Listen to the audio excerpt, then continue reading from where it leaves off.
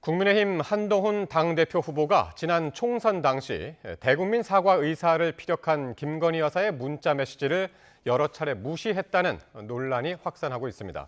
한 후보는 지금 시점에 김 여사가 문자를 보냈다는 사실이 알려진 건 전당대회 개입과 다름없다고 날을 세웠고, 경쟁 후보들은 한 후보의 총선 책임론을 부각하고 나섰습니다. 첫 소식 임성재 기자가 보도합니다.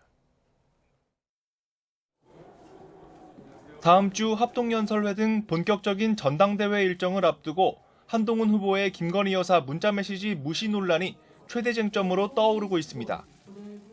총선 대비로 등판해 비상대책위원장으로 당을 이끌던 지난 1월, 당시 한 후보가 명품 가방 수수 의혹 등의 대국민 사과 의사를 전한 김 여사의 4-5차례 문자메시지를 읽고도 답하지 않았다는 게 골자입니다. 이에 한 후보는 YTN 라디오에 출연해 작심 발언을 쏟아냈습니다. 먼저 김 여사의 문자메시지 내용이 무려 6달이 지난 시점에 공개된 건 자신에게 타격을 입히려는 의도로밖에 해석할 수 없다고 운을 뗐습니다. 그 상처를 주고 선동을 하기 위한 목적이라고밖에 해석할 수 없거든요. 저는 이런 식의 행태는 전당대회에 이런 식으로 개입하는 것은 잘못됐다고 생각합니다.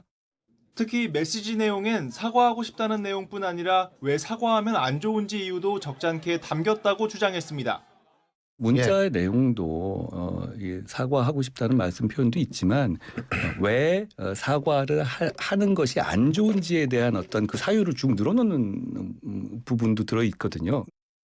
자신은 대통령실 공식 창구로 사과가 필요하다는 의견을 여러 차례 전달했단 말도 빼놓지 않았는데, 경쟁 후보들은 앞서 한 후보를 강하게 비판했습니다.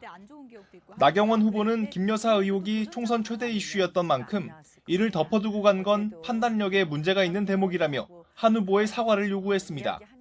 충분히 논의를 했어야 되고, 그래서 역시 정치 경험이 부족한 부분도 있지 않느냐, 굉장히 판단력에 문제가 있다, 미숙하다라는 부분을 저는 느꼈고요.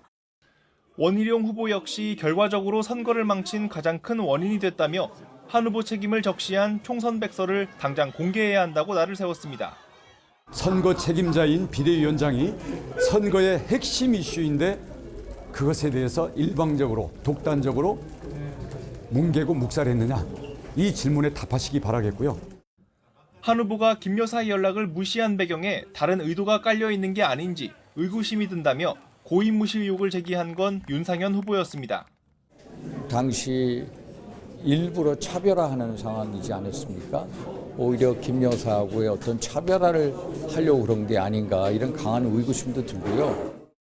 이번 논란은 한 후보의 약점으로 꼽히는 윤석열 대통령과의 갈등설을 넘어 총선 책임론으로까지 번지는 양상인데, 당원 민심에 어떤 영향을 미칠지 전당대회 주요 변수가 될 수 있다는 분석도 나옵니다. YTN 임성재입니다.